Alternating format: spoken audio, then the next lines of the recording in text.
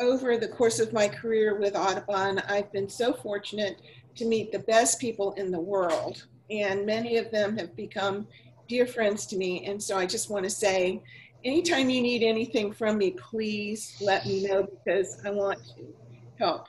So let's see.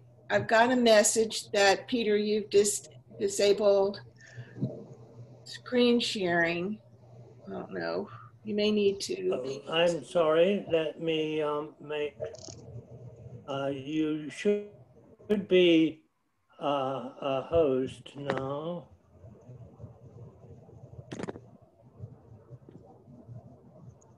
It says that you've disabled the screen sharing.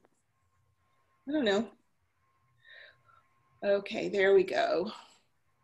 Okay, let's see.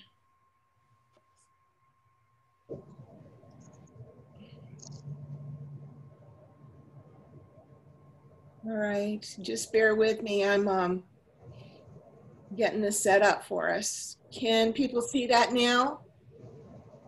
No. No, we not yet, Anne. Okay, give it a half a minute. Can you see it now? No. No. Oh God. All right, so what am I doing wrong? Okay, share screen. Okay. Oh, I have to push share.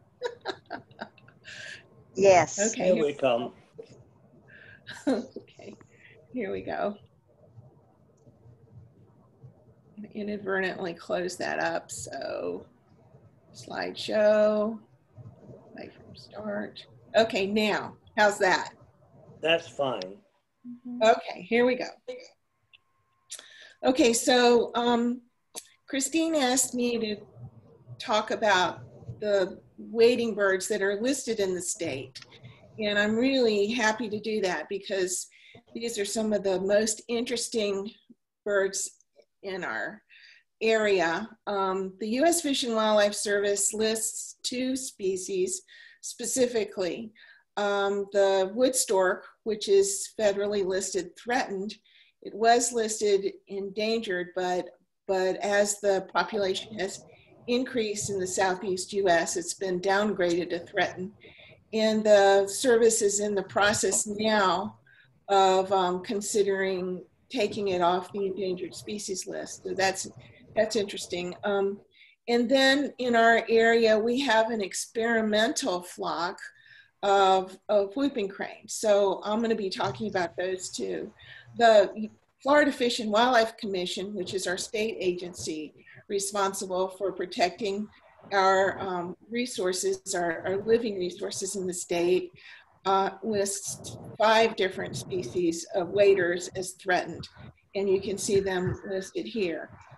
So we'll just ask some questions. Why do we have, anyway, so many wading bird species in Florida? And you'll know that obviously we have a number of other wading bird species here that are not listed. But I think it's very interesting to note how close we are to the tropics here. We're adjacent, really very close to Cuba, the Bahamas, and so forth. And so we have animals that occur in the tropics occur in Florida. And then we have the rest of North American birds. Many of them occur here too. And we've got a boatload of wetlands, which make living for these animals possible. So I just want to run through some of the places that you know well about, I think, but that just are typical of these kinds of habitats, these wetland habitats. For instance, your beautiful grassy lake, and thank you, Christine, for sending me this picture. And then, along the coast, there are gorgeous coastal marshes and hammocks, our barrier islands like Shell Key and Three Worker Island, the estuary island habitats like Clearwater Harbor, I-25, and the bays and foraging areas there. Here's the Alafaya Bank, and those spots are birds nesting. and Coffee Pot Bayou in St. Petersburg. I'm sure you're familiar with many of these. There's a really nice estuary island owned by Audubon, Florida Audubon Society, very close to the Don Cesar. And then our beautiful coastal rivers are so important for wildlife. Everglades habitats, obviously, so important for our wildlife. Okay, so we've got lots of spaces for these birds to live, but how come so many of them are actually listed? And it's because of human interaction. The humans here today and in the past have really impacted these populations. So let's talk a little bit about the past. When James Audubon came to Florida in the 1800s, and he wrote about what he saw in his ornithological biographies. At that time, he saw that spoonbills were in trouble because people were shooting them and selling the wings for sale to tourists for fans. And so he said he was very concerned about that. He became, the leader or an early person who expressed concern about the fact that the resources of this incredible continent that the European people coming here were not actually unlimited. And so he noted that, and that's important for him that we recognize that.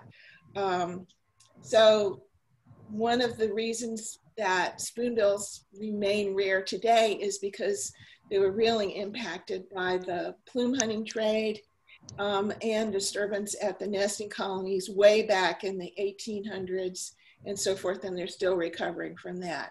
Another person who really helped us understand what was going on in the 1800s was W.E.D. Scott. He was ornithologist for Princeton University, and he came to Florida to actually kill birds and collect them for the university collection. And he came in a time that actually was very interesting because it bracketed when birds were being hunted for the plume trade. He came before the impacts were happening and then after they happened. And so what he saw was when he traveled along this west coast of Florida, starting pretty much Clearwater and going all the way down to the Naples area and so forth in a sailboat. But the place that really blew him away was in Boca Ciega Bay, which is Pinellas County, and at Indian Key, which is now the National Wildlife Refuge, part of the Pinellas National Wildlife Refuge. And his descriptions here are very beautiful, a perfect cloud of birds. You can imagine this, I think. And I want you to notice, he lists these in order of the most abundance. And he lists, I want you to notice the third species. Man-of-war birds would have been obviously magnificent frigate birds, but the third species listed here are reddish egrets, so I'm pointing that out to you. And then he says, I have never seen so many thousands of birds together at a single site. So he really was blown away by Indian Key. Now, at the exact same time he is looking at this in the 1880s, there was a huge craze for the egret feathers, which are the breeding plumes, the scapular plumes of the great egret. And you can see down on the lower left here, a great egret doing a part of its stretch display with all of those egret feathers splayed out. Well, the aigrettes is what each one of those feathers is called when they're used to decorate the ladies' hats. Just went wild. And feathers don't weigh much, so you need a lot of feathers to make an ounce, but the price just went up and up and up as the egrets across the globe were harvested for the ladies' hats. This was the height of fashion. So here he comes back. Here, Mr. Scott comes back to Florida, and he reports to the American Ornithologists Union in their journal, the Auk. He says the great heron rookeries no longer exist. And this is picked up by leaders across people who were sensitive to the fact that things were changing. And this led actually to the beginning of the Audubon Society, his reports. So all egrets in the world were impacted very significantly. And in our state, the birds that had the egret feathers, the egrets, were these three species: snowies, great egrets, and reddish egrets. And plume hunting completely eliminated reddish egrets from Florida by 1900.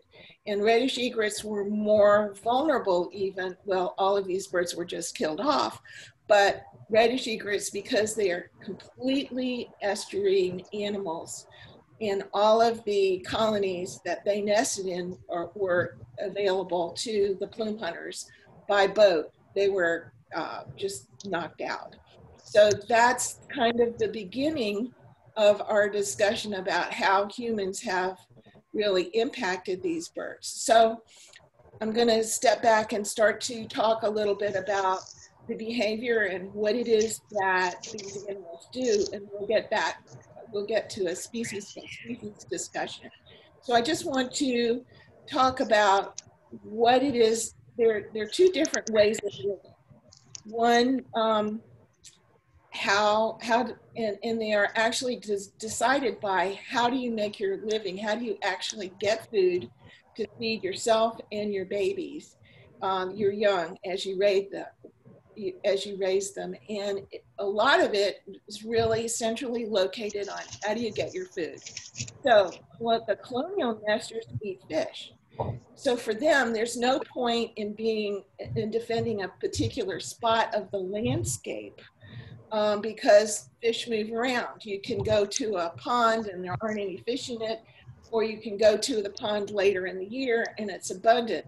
You can go to the estuary, and in this particular patch of water, there won't be any fish, but then a school of fish swims in, and now that patch is useful. But because you can't defend where the fish are going to be, the best thing to do is to nest near where these fish schools are, in clusters where you're safe. So that's what these colonial nesters do, the ones that eat the fish. Versus territorial nesters like the whooping crane and the sandhill crane. These particular birds are very omnivorous. They actually eat water, prey, and they eat foods that are in the upland areas. But what they need to do is defend sufficient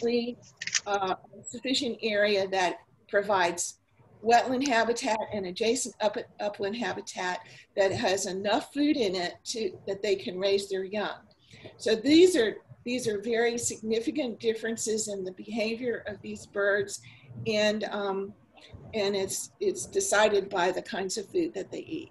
So let's just get started species by species.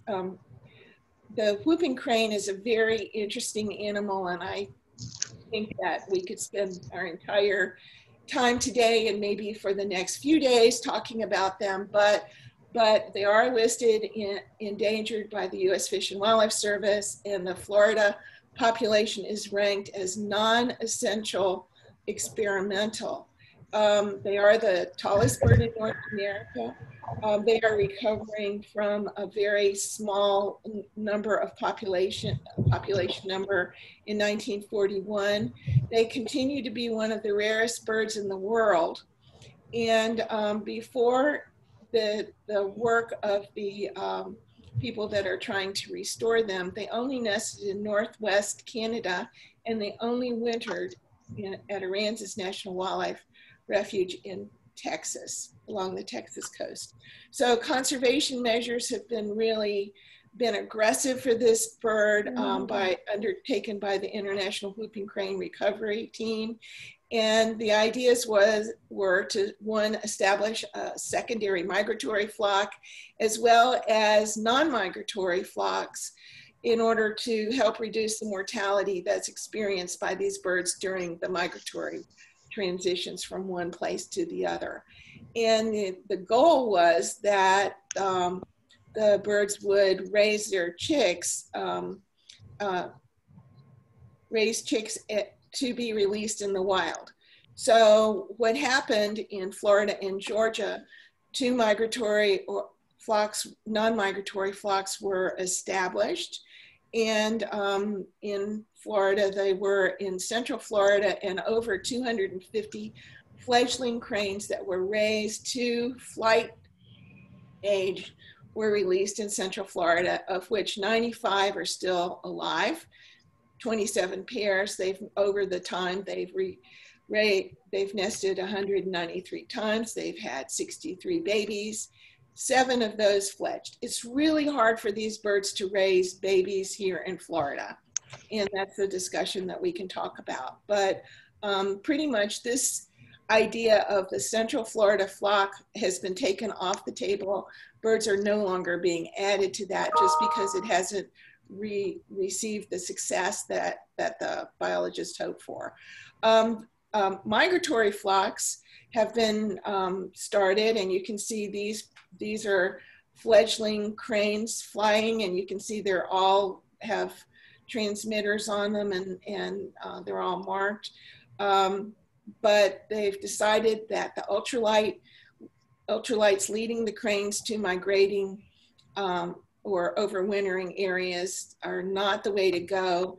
Still, some of the birds that were taught to come to Chassahowitzka by the ultralights are still coming.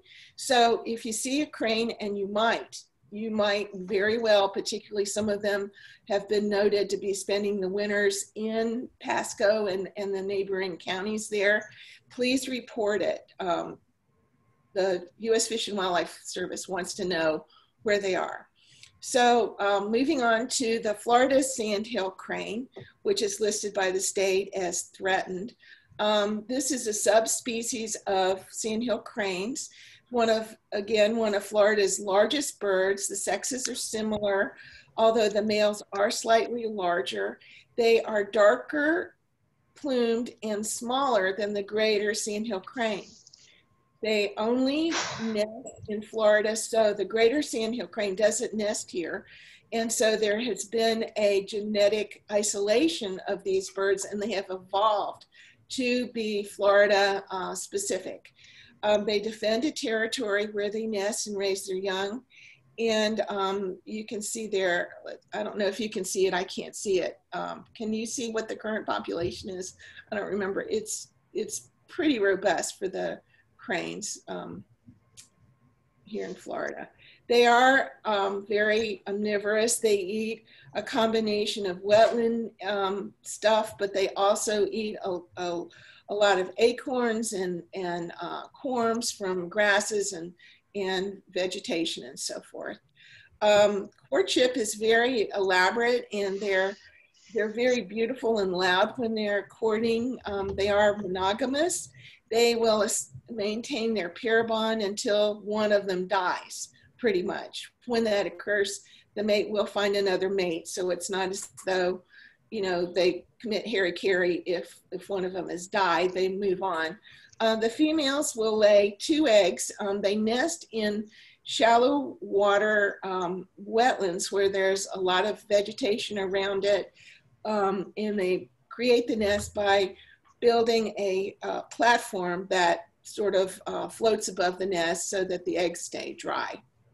They start to nest in late winter, and they both of the male and female help it. And because it's in the middle of a wetland, that helps the adults hear when predators, whether they're raccoons or bobcats or these days coyotes, are coming through across the marsh to eat them and their chicks. And then they wake up and they're pretty active defenders of themselves. So they do pretty well where they're nesting. We typically call the chicks colts. They hatch out semi-precocial, they're mobile, feathered, and they're able to swim and walk immediately. The parents are very solicitous and wonderful. I mean, they are great parents.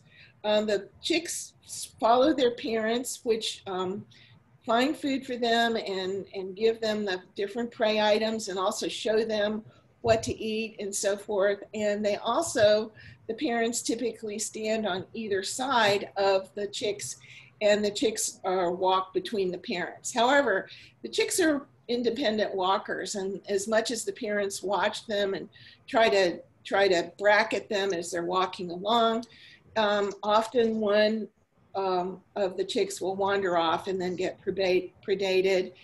They're also taken by eagles or some of the large mammals. And the other problem, of course, is that they require habitats that are wetlands adjacent to uplands. Sandhill cranes are, if you can see the sandhill crane family over here on the side of the road, walking along the side of the road. And then here's some sandhill cranes in a parking lot that are eating the crushed acorns from the oak tree back here. And this creates a hazard for the cranes, also for people trying not to hit them, but a lot of them are getting killed as they live in neighborhoods and so forth. The cranes are very stately. When they're walking with their chicks, they don't move very fast because they don't want to move faster than the chicks. And the Wildlife Commission has a statute that says that it's against the law to actually feed them. And here you can see some sandhill cranes. This is my back porch. And you can see some sandhill cranes, you know, just coming right up to the porch and looking in my porch. My mother was a craniac, so I have 2 cranes here that are metal. And so these cranes are coming over and giving them the hairy eyeball. But in any event, it's very important that people don't feed these birds for 2 reasons. One, they're tall, they're very active defenders of their young. They will object if you get too close to their babies, and they've got this big sword on their face. Look at this thing. These could be dangerous animals if you get too close to them. So the other thing is, by teaching them to come to people for food, you make them tamer than they should be. These are wild animals. They should be left alone. And when people tame them, then other people kill them. So it's really bad to, you know, tame these animals.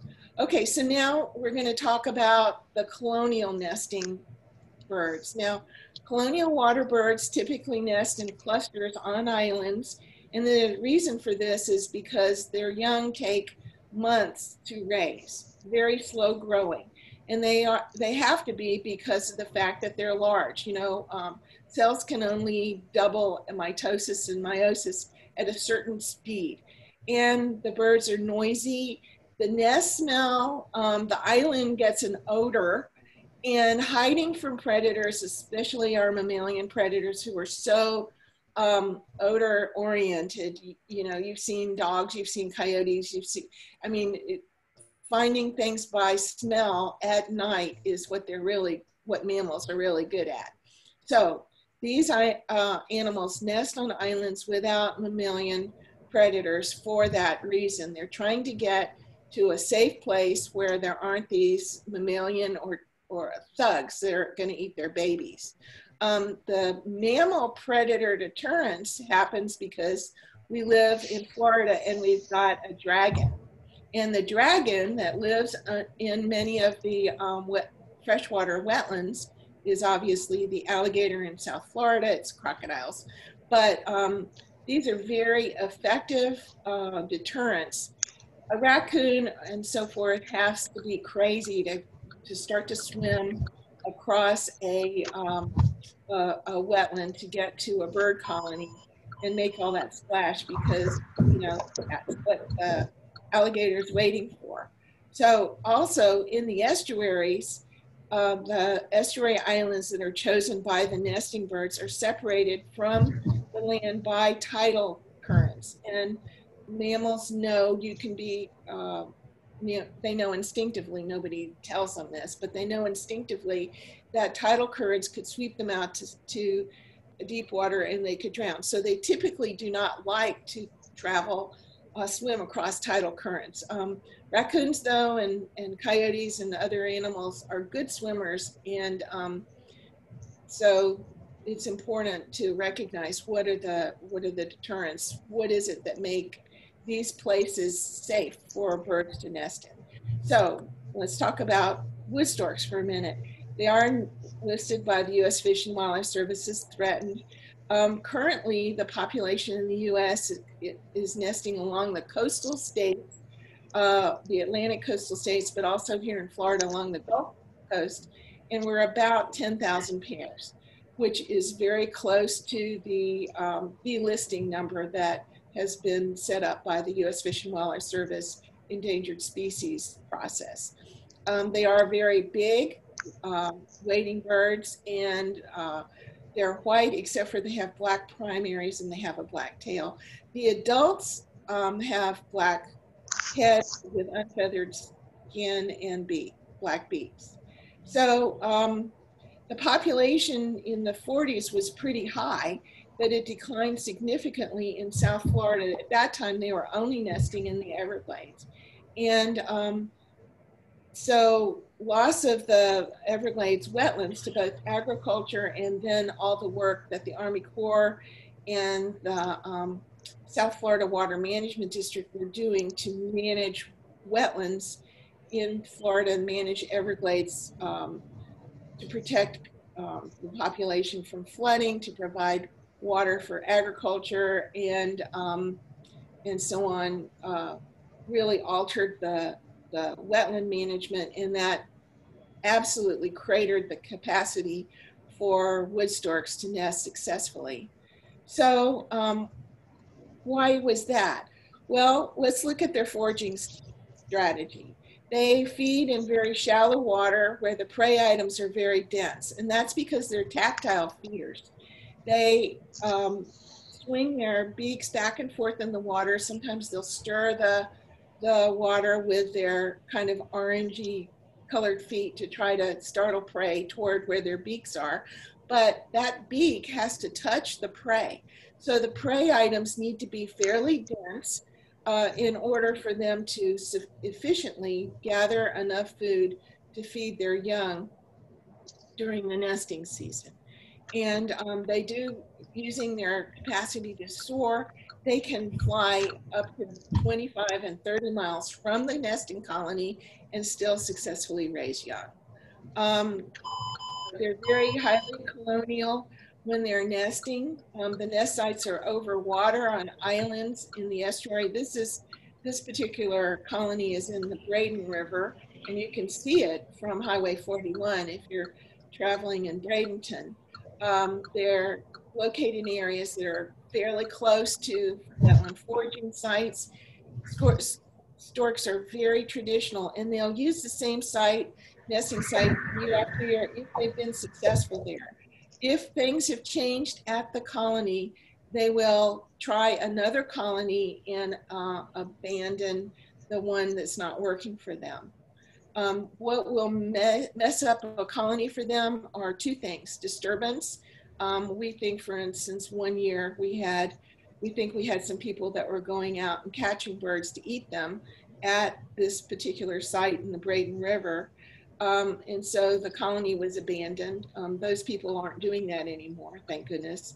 That's just speculation. I don't really know if that's what happened. But the other thing that will happen is if the wetlands dry up in their area due to super drought, or if the Water Management District and the Army Corps of Engineers puts too much water into the wetlands during the time they're trying to feed their young, which is several months, and floods all the fish out into the Everglades. Remember, I told you the food has to be dense.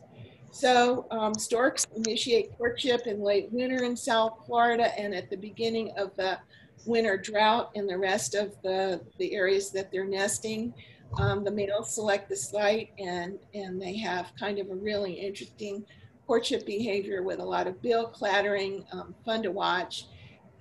They make shallow stick nests, and they line the inside with leaves and stuff so that the eggs will not break when they turn them over and come in and out of the nest sites.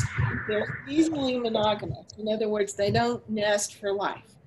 but at the beginning of the nesting season, they will choose their mate and work together. They're pretty aggressive in the colony, and storks have been seen to take over the nest sites of other storks and fight for them. So everything is not peachy keen in the colony, but pretty much once the nest sites are set up, and each nest is kind of set about a distance that one stork standing on its nest cannot reach and peck the next stork on their nest, then things kind of settle down. 3 to 5 eggs, more if the female is up to producing them because of the fact that the wetlands are very productive in one particular strain. It takes a long time for these embryos to hatch out. And from the very first minute that the sticks start to be created, started to be collected to create a nest, one of the adults will be on duty. When you're in a colony and everybody needs sticks, then what happens, you don't want to go off and leave your sticks. I have a call in 20 minutes. So, that was a good outlet, Mom. Go to somebody else's nest. So both adults collect food and feed them, but they take turns because one of them has to stay at the nest. You can see the adult stork here with its little chick on the left side. Young storks have yellow beaks and feathered heads, and they'll have those for until they reach sexual maturity, probably in the 3 or 4 year age. And it's just a long time for storks to raise their young. They are flyers at about 8 weeks, but their parents feed them for another month. So if rains flood the wetlands, or for instance, if the Water Management District in the Corps put in a bunch of water into the Everglades to protect Lake Okeechobee from flooding or whatever, then the food gets dispersed out into the rest of the Everglades. It's no longer concentrated in tight Everglade ponds, and the parents cannot efficiently collect the food prey, and the chicks will starve.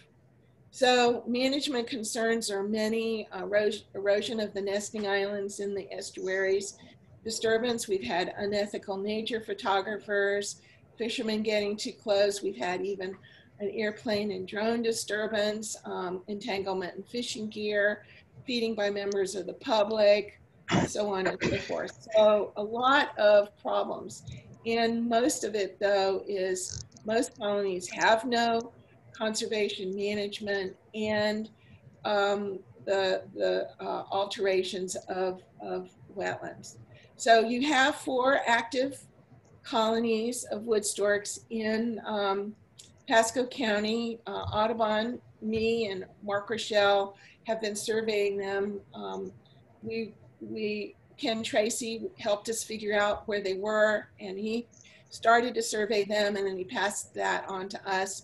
So we survey them and give this information to the U.S.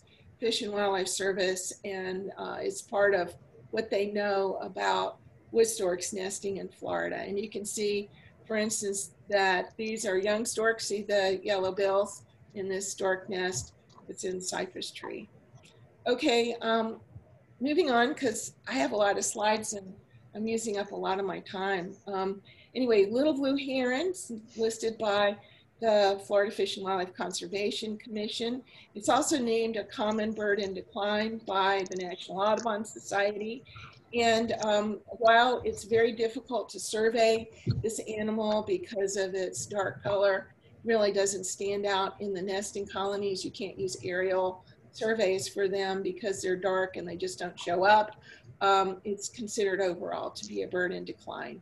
It is a small blue-gray heron. The beak, I want you to know, is kind of gray but has a darker tip. And I want to particularly point out the chalky green legs. And you'll see why I do that in a minute. During courtship, the beak turns a bright blue, and the head and neck feathers get a purple look to them. And this signals the health status of the adults. And mates when they're courting and looking to see which of the little blue herons in the colony are going to be good partners to raise my chicks with this nesting season, they can assess the health of the potential mates by these color changes. And they use very stereotypic stretch behaviors to make sure that they actually do mate with another little blue heron. This is really important. This is an important thing, not to mess this up. Again, here are some pictures of some little blue herons during what we call high color, when the beaks are bright blue and you can see the purple cast to their head and necks. And so they're pretty monogamous. I wouldn't say completely monogamous during the nesting season, but here's a little blue heron on the nest. You can see once they have started to nest, the blue color on the beak really fades because you don't need to invest that energy in trying to maintain that. They nest in colonies with other wading birds. Often these colonies always have water underneath. If they're freshwater, many times there are alligators below. And they start their nesting at the beginning of the seasonal drought. And that's because as the water levels in the wetlands dry out, the fish becomes more concentrated and it's easier for these birds to capture food at the number, the amount they will need in order to raise young. So again, the male brings the sticks to the female and she constructs the nest. She's putting her precious eggs in that nest, so she's not going to trust, you know, a sloppy design or structure. And once construction is begun, one of the pair is always on the site. So takes quite a while again for these eggs to hatch, and the eggs are blue, and fledgling is about 7 weeks of age. So when little blue herons hatch out, they're white feathered, and they will stay white feathered their whole first year. You can see this little blue, see the natal feathers on the head. Again, the beak is the same color though as the adults, kind of a chalky gray with a darker tip. Here's a little blue, and see the chalky gray aspects of the legs here. It can be kind of tricky to figure out who's who in the nesting colony because we do have a number of white young in the nesting colony. And here you can see this little blue is having stuff to say about the tricolored herons at the next nest. So you can see here's a side-by-side picture. Can everybody see this? I've got some people heads on the picture to the right. Can everybody else see this very well? Peter, yes. Okay, good. All right, so you can see that the white bird on the right is a little blue heron. He's got the exact same body shape. The length of the bill is exactly the same. The chalky colors of I always have trouble trying to figure out what color those legs are. They're kind of greenish, they're kind of chalky, but they're not really green, they're not really yellow. I don't know. I don't know what color that is, but anyway, you can see that little blue is a young of the year. Then when they are yearlings, at the end of their first year of life, they will replace the white feathers with the adult feathers of that you would expect for a little blue. And it's interesting, you can see these white feathers are coming in bilaterally. And if you're a flyer, that's probably important because, you know, otherwise you'd fly in circles and so forth. We call these calico herons, and I absolutely cheer every time I see a calico little blue heron because this is a survivor. This is a bird who has gone through a whole year of life. It knows how to be a successful little blue heron. And here's one stalking. They're kind of slow stalkers as they walk along either the platform trying to eat the crustaceans on the shoreline of the estuary. But in the wetlands, they are stalking foragers. So here's some interesting, I think, information. Audubon Florida has been surveying all the colonies we can find in our region. So these are regional survey results. We're really the only ones in the state that are trying to figure out what's going on in our region. And this is something we've been working on. We've got absolutely serious long-term databases, but you can see since 1995 to recently, the numbers of little blue herons are declining slightly. And so the threats to why they're surviving are loss of wetlands in our area. We know our area is going on under tremendous development. Every single wetland in our area, Florida, is pretty much affected somehow by humans, whether drained too much water put in it, or too much pesticides, or something going on with almost all of our wetlands. Erosion or disturbance at nesting colonies is a factor. They get caught in fishing line often. Climate change is going to impact weather patterns in ways that may not be good for them. And then we have a lot of predators. We have the state measuring things like coyotes, but particularly raccoons, are saying that we have the populations of those animals are well over what would be the case if we had more bears and panthers to eat them. So I like this slide a lot because it shows sort of the difference in the foraging behavior of these two animals, two species. You can see the little blue heron stalking for its insect and tadpoles and other animals in the taller vegetation, whereas the tricolored heron, it uses more active, more open water, and it's a more active forager. And you can also see side by side the difference in the physiology. Look how much longer the beak of the tricolored heron is, for instance. So very interesting. Okay, tricolored herons. State listed also as threatened.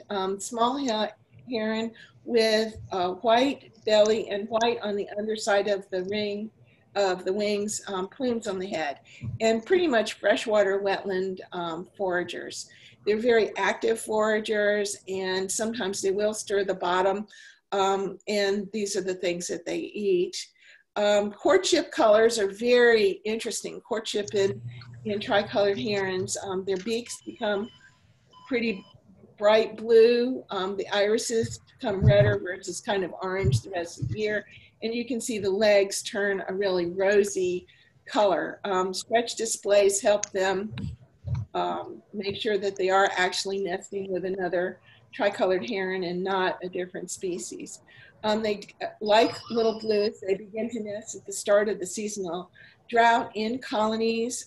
Sometimes the colonies only have other tricolored herons. And you can see the white on the underside of the wing of this adult tricolored heron. I want you to notice the baby tricolored heron here. The chick also has already white coming down the front of the throat and so forth. So the young of tricolored herons are identifiable immediately. They hatch out looking the way tricolored herons look in many respects. Again, part of the courtship is building the nest. And so here's some chicks to look at. You can see this one is just newly hatched out. He's already got his white belly on him. So you could identify this nest right from the get-go as being a tricolored heron nest, and you can see the blue egg.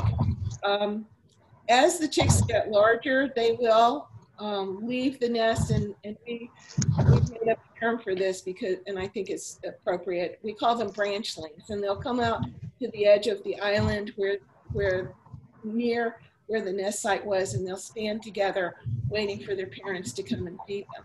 Tricolored heron young have kind of a rusty colored head and neck, and again, still the natal plumes on the head. And they get fed for quite a while by their parents after they have are flyers. Anyway, threats again are very much the same threats as little blue herons. These are our regional survey results, us going coastal islands and our volunteer associates going to every single colony, making a count, trying to figure out what are tricolored herons doing in our area. And you can see we've got kind of a negative, things are not so good here. Reddish egret. Reddish egret is a really rare animal. The rarest here in North America, probably only about 4,000 or 5,000 of the pairs of these birds in the whole world. They are listed, state listed. The U.S. Fish and Wildlife Service is concerned about them too, but they have not listed this species. And remember, I told you that they have been eliminated from the state of Florida by plume hunters by 1900. So just to track what has happened to them since then, Frank Chapman saw 6 reddish egrets foraging in South Florida in 1908, and he reported this, and this was very exciting to everybody. The first nest that was documented in Florida was in 1938, and this was in South Florida. And then there was a nest seen in 1974 as that South Florida population was protected and expanded. Some of the birds started to move up into the rest of their range. So for our region, they came back to nest at the Alafaya Bank Bird Sanctuary starting in 1974, and they've been protected there. So here's just sort of an interesting discussion about how they have recolonized their former range. And so up through the 1990s, they only nested at the Alafaya Bank in Hillsborough Bay. By the end of the 90s, this population had grown enough that it was starting to pop birds off to nest in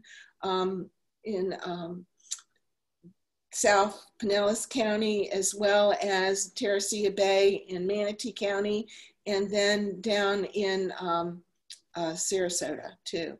So if we look from 91 to 2000, 91 to 2000, you can see that they're still nesting at the Alafaya Bank, these colonies where they had expanded, but now they're nesting at a number of other colonies across Pinellas County and so forth. I keep going the wrong way. And then over here, this is through 2008, you can see that they have expanded up to Three Worker Island to the north and several more colonies around Tampa Bay. So the greater Tampa Bay and Pinellas area. They are nesting as far north now as Chassahowiska National Wildlife Refuge and Cedar Key National Wildlife Refuge in Florida. And up the East Coast, they're also nesting at Merritt Island and several colonies to the south. So in terms of the soft part coloration that they undergo during peak courtship, they really get spectacular. You can see the lanceolate plumes of the adults here, which is very interesting. These birds can pick up every one of these feathers. The tip of the beak goes glossy black, and then you have this pink area near the base of the tip. And then you can see the area around, this is called the lores, around the eyes goes purple and blue. Very, very impressive and gorgeous colorations. During courtship or when they're being aggressive to other birds, they can pick up every single feather and discuss quite a lot with their display stuff. But you can see this is a breeding adult, bright pink, got a bill with a black tip, and you can see the blue around the eyes. Here's a courtship head toss. They do stretch displays, they do head tosses, they do some funny flying around that's very exaggerated, and when they do that, they'll dangle the blue legs. They have blue legs during courtship. It's really quite amazing. I want you to notice too the scapular plumes that are attached at the shoulder but extend past the tail in this adult breeder. So once the pair bond though is secure and the chicks are in the nest, then the soft part colors dramatically fade. You can see this bird, it's a nice adult, see the breeding plumes extended past the legs. The tail, the legs are still blue, but the pink is really quite faded in this bird. And then as the chicks get older, the birds beak color fades, but they get this kind of a raccoon look across the top of the muzzle. So here's one that is a fall adult. You can see he's a beautiful adult. It's got what's remnants of the breeding plumes extending past the tail, but the beak now is kind of a horn color. Don't need to be all dressed up when there's no party to go to.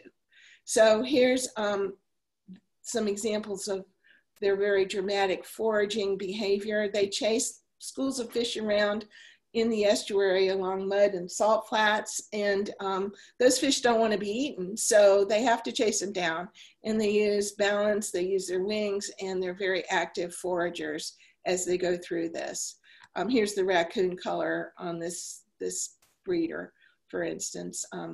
So very, very, it's really fun to watch them feed, and you will not see them at your Starkey project because they're coastal animals, but you go to Fort DeSoto or Honeymoon Island or Three Worker Island or the coastal beaches and so forth, you can see these animals feeding. Now, here's a nesting bird. Very hard to find these nests. They're really experts in hiding them in the mangrove colonies where they nest. 3 to 4 eggs, typically. They're blue, and it takes about 26 days for them to hatch. Here's a reddish egret. It's just hatched out. And so they're really very unattractive chicks. But I just want to point out the yellow eyes of these reddish egret chicks. Just kind of follow along with me. And, you know, I always see this picture and I think, of course, they're related to dinosaurs and reptiles. This is amazing to me. So anyway, they grow very quickly. Here you can see an adult with 3 chicks in this nest. And you can see that they, again, still retain the yellow eyes. You've got the natal feathers on the head, and they're growing up fast. Probably one of the adults is still defending this nest from predation by aerial flyers and so forth. But as they get bigger, they also do this branchling behavior where they will step away from the nest and come out to the edge of the island waiting for their parents to come and feed them. But we can identify reddish egrets branchless because they're, you know, just gray or gray-brown. They've got the natal feathers still on the head and those bright yellow eyes always. They really look like nothing though. Here is a reddish egret chick chasing its parent, and here's 2 reddish egret chicks chasing their parents. The parents will make them use their flight equipment, and they will not feed a chick that is not actively begging or demanding food, because what's the point? If he's gonna die anyway, I might as well keep the food. Here's a fledged reddish egret young. You'll see these guys along the edge of the estuary, and they'll be nondescript, pretty large herons with no color whatsoever. And you'll see these animals and you'll think, what in the world is that? And then when you see the yellow eye, you'll go, oh, reddish egret. And here's fledged young. You can see brown feathers, gray feathers. There's quite a bit of difference sometimes in the color combination of the young, but this is the size food that they're collecting. And it takes a lot of these little tiny things to raise a reddish egret. Okay, now that we've been talking about all of this about the dark birds, it turns out that in Florida, about 10% of the birds are white, and this is a morph. This is not a phase. They are hatch out white, and they're white all their lives. Here you can see a reddish egret white morph in breeding condition. Let's see, up a little bit. See the pink near the face, the blue lores, pink near the face, blue lores, very easily identified, and blue legs. Wow. Identified as the reddish egret if you're knowing to look for that. Shaggy lanceolate feathers on the head and neck. Again, here's some foraging. These pictures were taken at Fort DeSoto. Look at the size of that. That's ridiculous prey. They have to collect a heck of a lot of those little fish this is a mated pair that we're actually foraging together. Usually they are not this close to each other. They don't like other birds feeding near where they're trying to feed. They will chase each other aggressively away from a school of fish if they've got one going. So, but they do, white morph birds do mate with dark morph birds. Here's a dark morph bird feeding a white morph chick. Here's two, these are branchling siblings. You can see the white morph chick in with its dark morph siblings. This nest here is two white morph birds, and here's a white morph little chick. So what's going on with reddish egrets? Well, they first started a nest, as I said, at Alafaya Bank, 1974, with like one nest, and then that, you know, they successfully raised young, and by the 2004, we had a really nice population of reddish egrets in the area at multiple sites, but they've been dropping off since then. So these are our more recent reddish egret numbers, and you can see that the numbers are kind of declining across our area. And I have to tell you that this last nesting season, it was really hard for us. We did not find very many reddish egrets nesting in the Tampa Bay region. And again, this is regional results. This is not for the whole state. This is just what coastal islands, Florida coastal islands, have found. So what, why do we think that's happening? We're losing some of the estuarine wetlands to development, coastal dredging and filling. There's just not as much foraging area as there were when W.E.D. Scott came to Pinellas County. And we've got some disturbance at some of the nesting sites. You saw how beautiful they are during courtship. So a lot of the nature photographers are going out and actually trying to take pictures of them during courtship. We're not sure what's going to be the result of climate change on the weather patterns, and predators coming out to the estuary islands is a problem. Okay, so let's move on to roseate spoonbills. They state listed as threatened by the Florida Fish and Wildlife Conservation Commission. We estimate about 1,200 pairs in Florida. Again, they were very highly impacted by the plume hunting trade, directly each bird being able to produce 2 fans for sale to the tourists, but also when the plume hunters went to the estuary islands and other islands to collect egret feathers, they impacted spoonbills at that time. So I just want to talk a little bit about the physiology of these and the anatomical features. They have a really interesting spoon-shaped, spatula-shaped bill, very thin bill but wide, and thin top to bottom but very wide. And you'll notice the head is a naked green skin and it has this, they have this really interesting black band on the adults that goes sort of ear to ear. And notice the pink eye, which helps them see at dawn and dusk, because they do a lot of foraging at dawn and dusk. The adults have what's called the carmine drip of red feathers along the top of the wing, largely pink legs. There's a beautiful golden area above just at the shoulder. And I don't think I have very many pictures of this, but their tails are actually orange. So they forage with open beak. And what they do is they swing their beak side to side as they walk forward.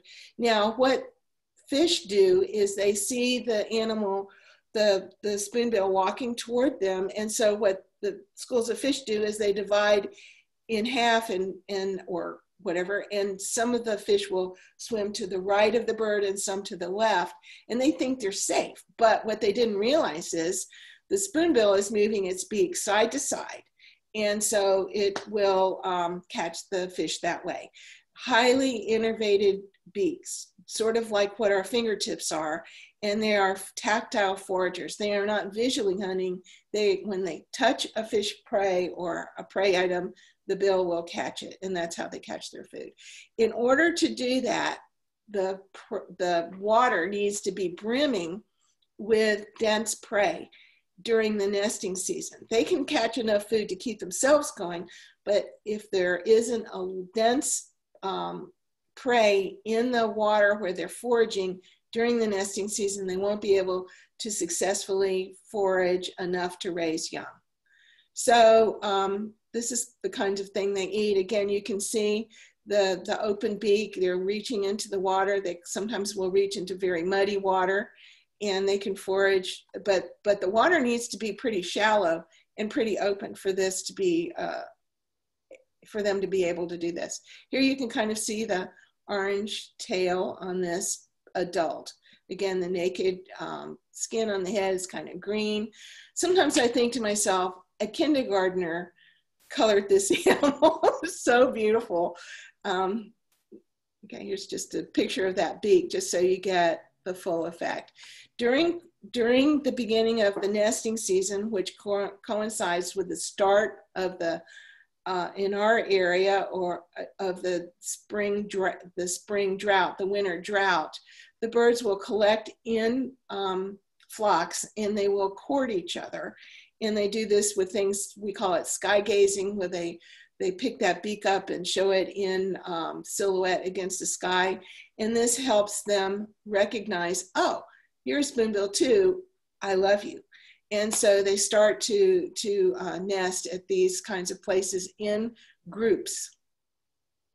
So the babies, the chicks hatch out pink, and both members of the pairs have made the nest. They grow very quickly. What they do first is they invest an awful lot in legs and feet.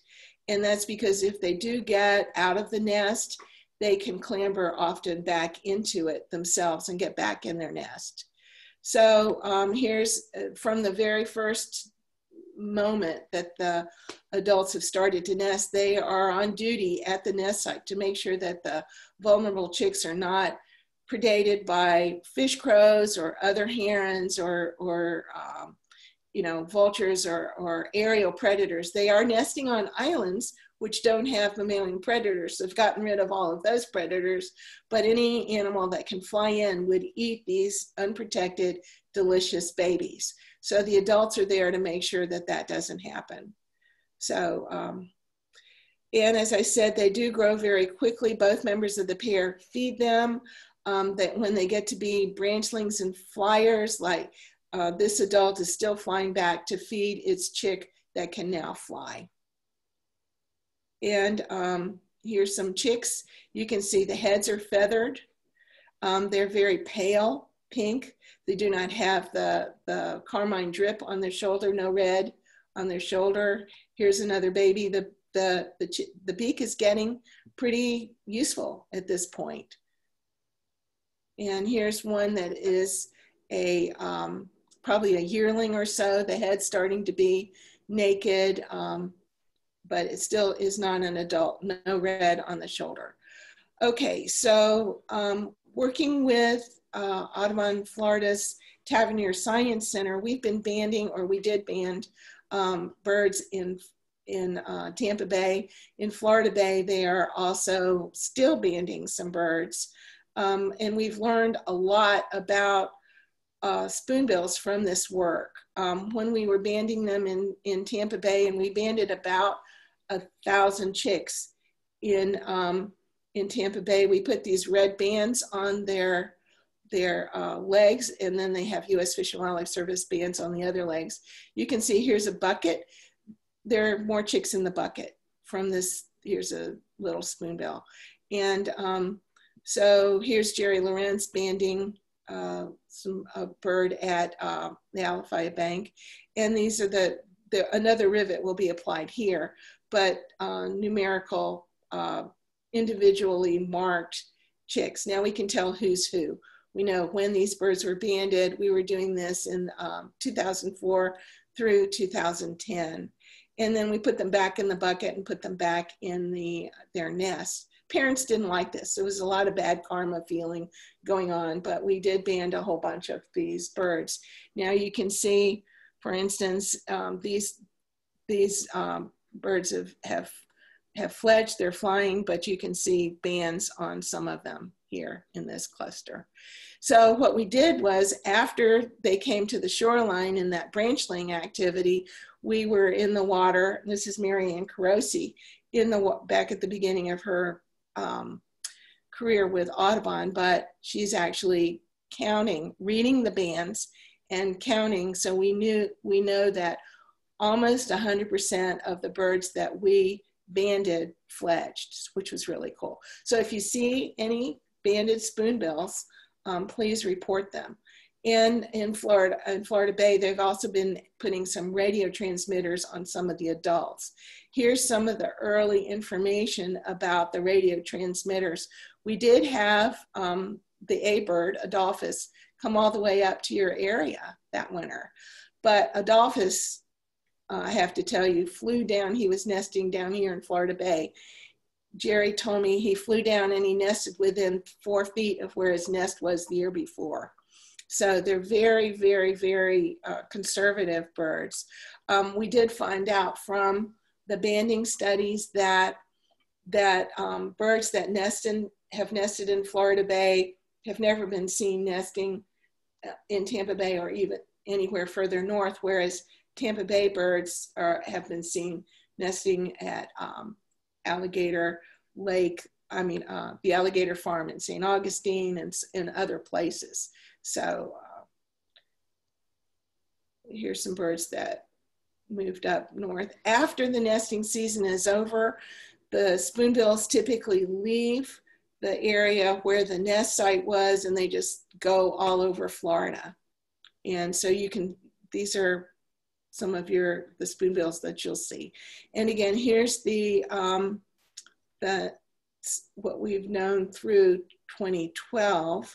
We saw from, very few birds nesting at Alafai Bank. We had a really pretty big spike in the population through 2006, over 500 pairs in the area, but it's been in decline. And you can see we've kind of tapered off.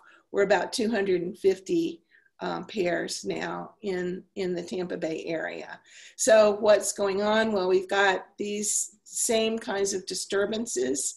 Nature photographers during courtship, I would like to point that out. Entanglement and fishing line, you would think that wouldn't be a problem for these birds, but it is. Impacts of predators, and mostly though, development of the freshwater wetlands. So here we go. We've talked about all of these wading birds, and I'm just going to really blitz through the rest of this talk because I think I'm, using up my time badly. So the loss of foraging habitat is just phenomenal. If you look at the dredge and fill operations, for instance, in Pinellas County, those are habitats. The water's too deep now. Those birds need shallow water to forage in. This is an adult reddish egret here. Absolutely no way for them to forage where the boats can moor and so forth. So protection of the freshwater wetlands is really important, particularly for spoonbills and the herons that we've talked about. Water quality, water quantity, seasonality. The spring drought has to concentrate the prey. We've got to have wetlands that have shallow slopes. So many of the wetlands that are on golf courses or in neighborhoods are grass down right to the edge, and then they're deep. There's nowhere in those wetlands for these animals to forage. And it's particularly important to protect the wetlands near the nesting colonies. Recreational boaters can get to all of the islands and disturb the colonies, and we just have lots and lots of recreational boaters out there. Coastal islands, these are the sites where we do our bird surveys in the area, but we're also go further north and further south. We survey about 90 colonies every spring, trying to figure out where the birds are nesting and which ones are nesting where. And then we manage about 30 islands. And it's no longer me, but Coastal Island Sanctuaries manages about 30 islands ourselves directly. So being concerned about sea level rise and erosion caused by ship wakes and other things, we're putting in breakwater. We worked with Sarasota County to put the breakwater in at Roberts Bay. We're putting breakwater in at the Alafaya Bank and so on. And here's a breakwater on the south side of Bird Island that we installed several years ago. And this last year we installed another series of breakwater all along the entire coast of the Alafaya Bank. This is a $1.5 million project. And you can see these units are really tall. Here's Mark standing here.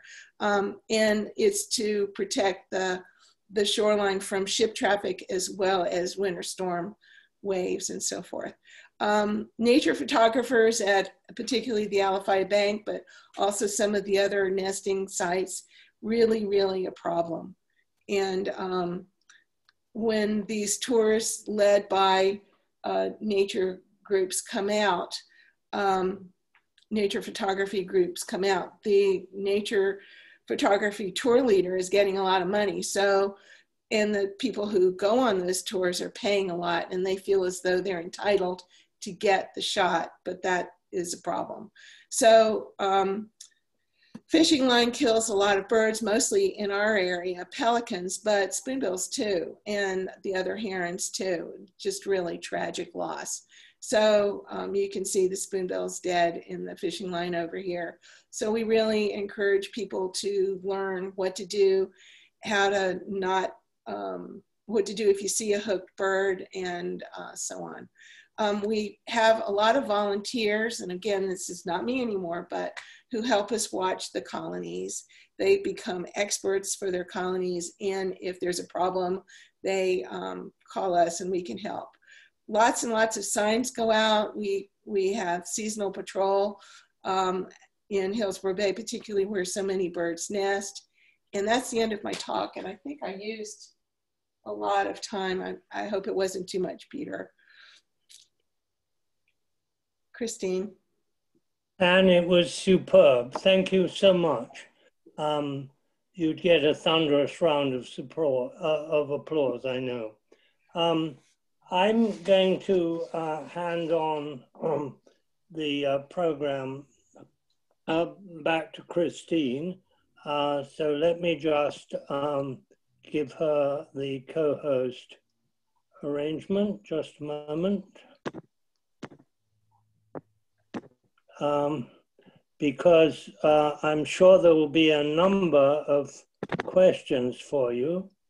So everybody should be able to unmute themselves, but I would like Christine, please. You're still muted.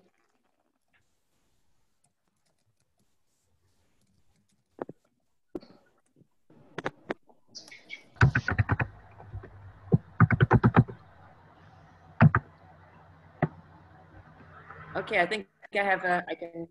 You're unmuted now. See somebody else. He's still muted, Peter. Oh dear, okay. Let me see what's happening. There, now Great. Does anyone have a, okay, so I see we have a number of questions here. We have a question from Narco Buckles. Narco is asking, she said, you talked about the nature photographer being a problem. Is this because they disturb nesting sites? So we have had nature photographers get really close to nesting sites. Mostly the nesting areas, many of the nesting areas are posted. And however, we have had nature photographers get close to the nesting sites. If they push the adults off the nest, then fish crows are always in the area and they will come in and eat the eggs and the chicks. we've actually seen this happen. But the other disturbance is at the courting areas. You saw the picture of the spoonbills gathering in a courtship flock. Reddish egrets also gather in similar courtship flocks. And we have had nature photographers get in the water with their scopes and so forth and just move toward the birds. We think that reddish egrets don't like this.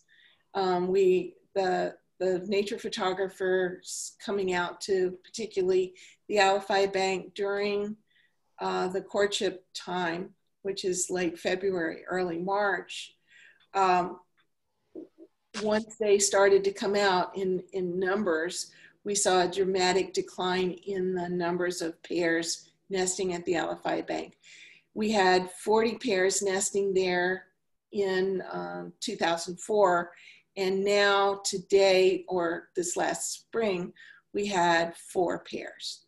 So we think that that is due to largely to the disturbance by the photographers. Terrible. Thank you very much. And I guess I should clarify that a little bit. These photography tours are charging between $4,000 and $5,000 a person to come out on the boat to these sites with them. And when somebody's paid that kind of money, and the photographer tour leader is also very really wants them to get their picture so they'll be happy with it, they come too close. I think that raises a whole bunch more questions. But now maybe we'll move on to Richard Valdez. And he says, you mentioned that wood storks exclusively nested in the Everglades. Was there an initiative to introduce them in other parts of Florida? No, you know, wood storks kind of figured out, well, the Everglades aren't working for us, so let's try other places. And so over time, they have moved. And so now we are seeing a fair number of storks nesting here across the Central Florida area, as well as up into coastal Georgia, South Carolina, and even as far as the Dismal Swamp in North Carolina. So they have gone to their own discovered Plan B, and they are expanding their range of places where they nest. I should say that Georgia, South Carolina, and North Carolina wildlife agencies are very excited about having wood storks nest in their state, and they have spent a lot of resources and time and energy monitoring the colony sites there. Some good news there. We have a very interesting question here from Barb Finkelstein, who says, how do you account for the peak in all graphs around 2004 and 2005, and then steady decline right after that? Well, that's such a good question.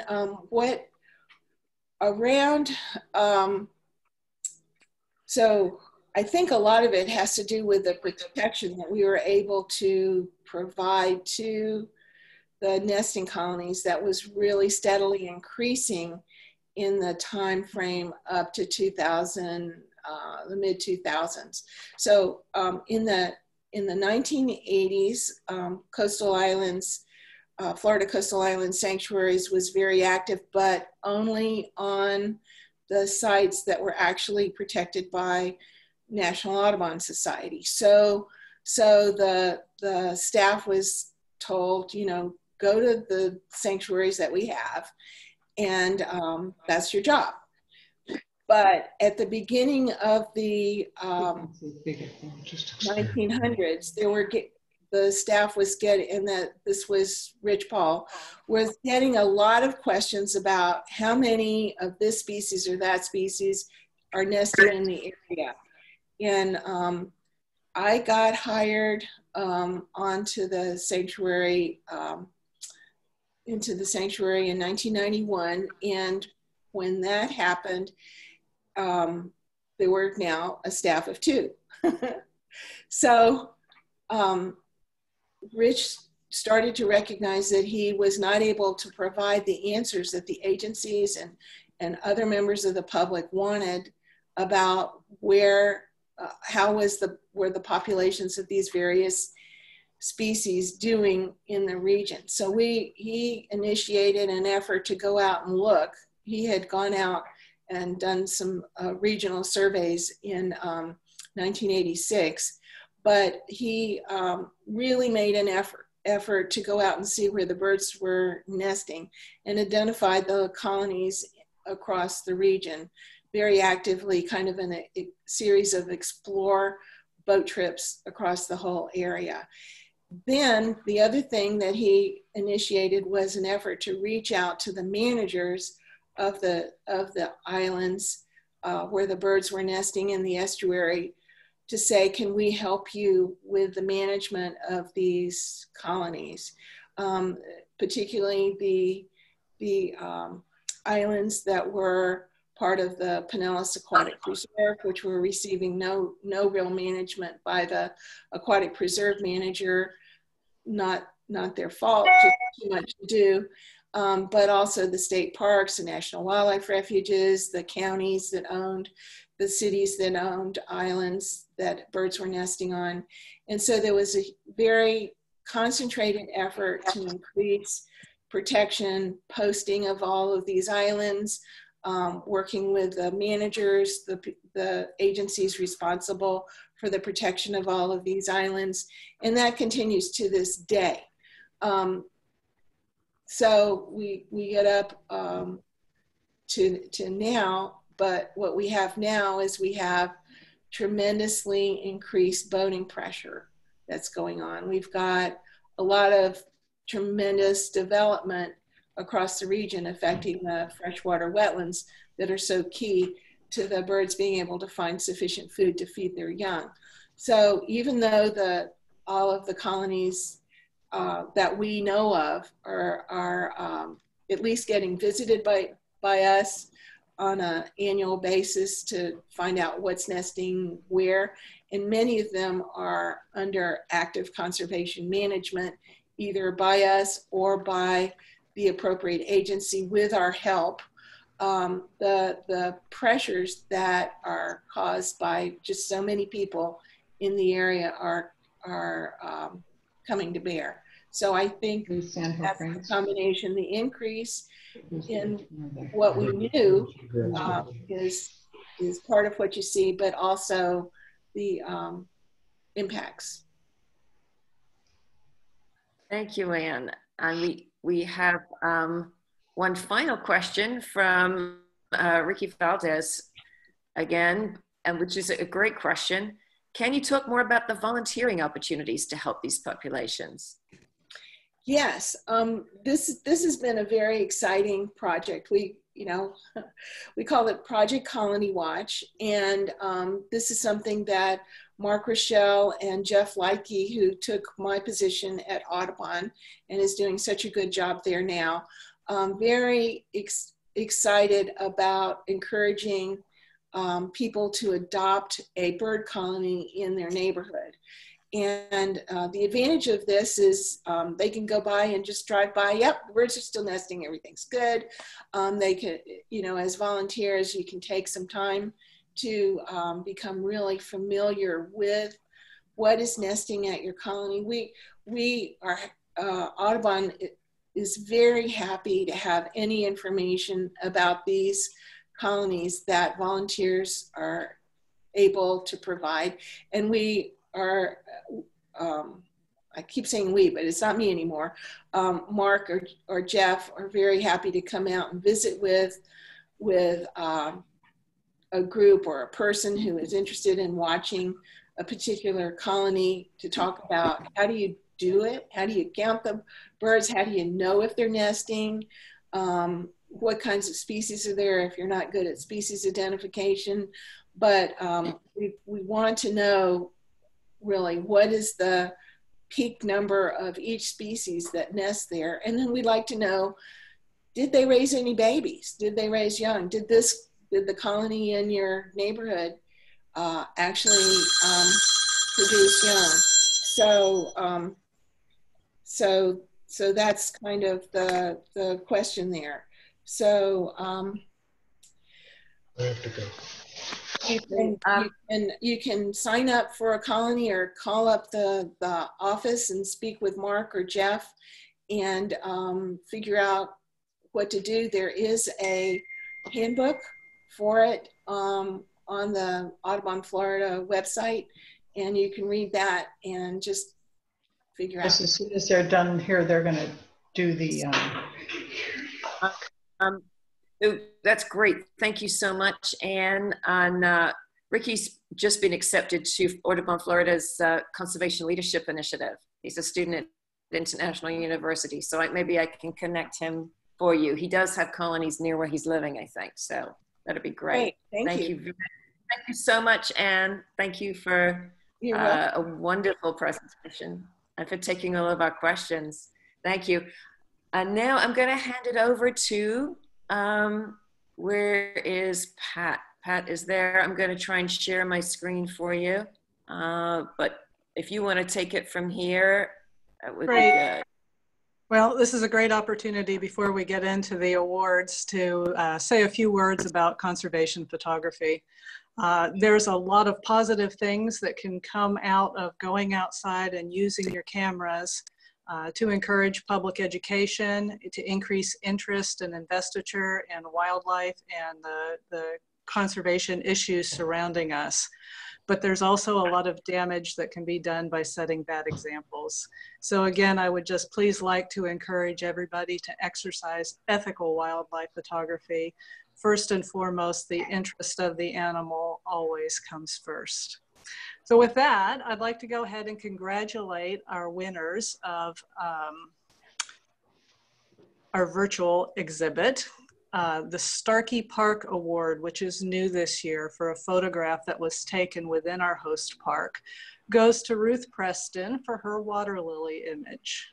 And I think Christine's going to try and get that up there for us. Yep, there it is. So congratulations, Ruth.